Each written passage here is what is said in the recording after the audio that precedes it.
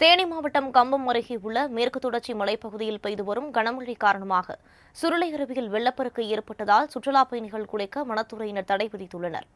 இதுகுறித்த கூடுதல் விவரங்களை வழங்குவதற்காக செய்தியாளர் யாசர் அரபாத் இணைப்பில் இருக்கிறார். வணக்கம் யாசர் அரபாத், விவரங்களை பதிவு பண்ணலாம்.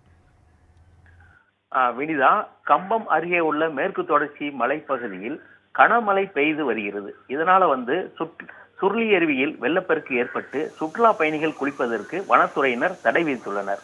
தேனி மாவட்டம் கம்பம் அருகே உள்ள மேற்கு தொடர்ச்சி மலைப்பகுதியில் உள்ள சுருளி அருவி சுற்றுலா தலமாகவும் ஆன்மீக தலமாகவும் விளங்கி வருகிறது.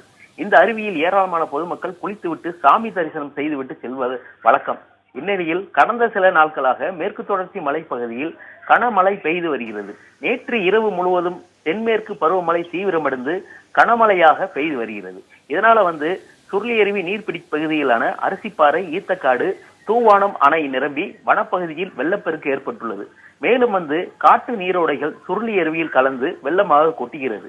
மேற்கு தொடர்ச்சி மலை பகுதியிலான மேகமலை, இரவங்கலார், மகாராஜாமெட்டு, வெண்ணியாறு உள்ளிட்ட பகுதிகளில் கனமழை பெய்து வருவதால் சுருளி அருவிக்கு நீர்வரத்து அதிகரித்து வெள்ளப்பெருக்கு ஏற்பட்டுள்ளது. இதனால் சுற்றுலா பயணிகள் சுருளி அருவியில் குளிப்பதற்கு தடை விதித்துள்ளனர் வனத்துறையினர். ஏராளமான சுற்றுலா பயணிகள் காலை முதலே சுருளி அருவியில் நீராடுவதற்கு குவிந்தனர்.